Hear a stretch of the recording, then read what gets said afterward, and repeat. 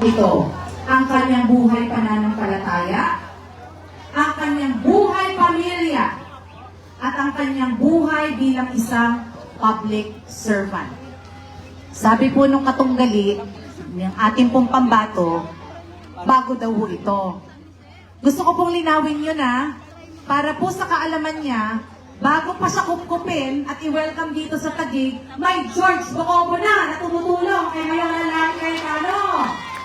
Dahil, nung nagsimula po ako bilang mayor ng lungsod at binubuo po natin ang mga polisiya natin upang mag-anyaya ng mga negosyanteng mamumuhulan sa Taguig. Isa po si George Bocobo sa sinandigan ni Mayor Lalaki Cayetano. Si George Bocobo po ang kapitan ng Barangay Fort Bonifacio at presidente din ng Liga ng mga Barangay ng Taguig.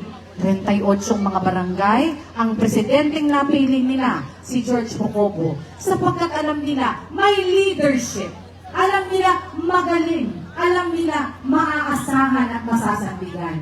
Alam po ba ninyo, mga minamahal na kababayan, ang Fort Bonifacio po, ang pinanggagalingan ng 85% na pondo nating pambayan.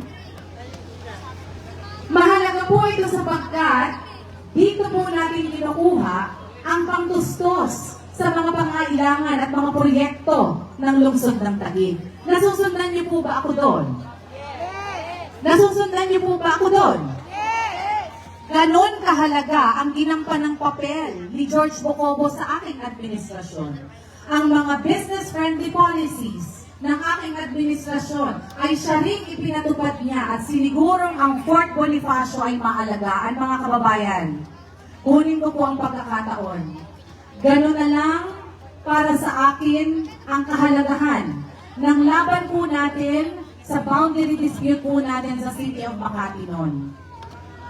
Payagan niyo po ako magkwento ako ng konti. Ready po kayo? Isa marahil sa pinakamabigat na paghamong kinaharap ko bilang mayor ng Taguig, ang boundary dispute ng Taguig, territorial dispute ng Taguig laban sa Makati. Sapagkat doon tinangka na agawin sa City of Taguig ang Fort Bonifacio, kung saan, katulad ng sinabi ko kanina, pinagagalingan ng 85% ng pananalaping pambayan ng Taguig. Alam niyo po, maraming mga gabi, halos hindi ako makatulog. Dasal lang po ako ng dasal. Sana ang Panginoon katigan, hilingin, dinggin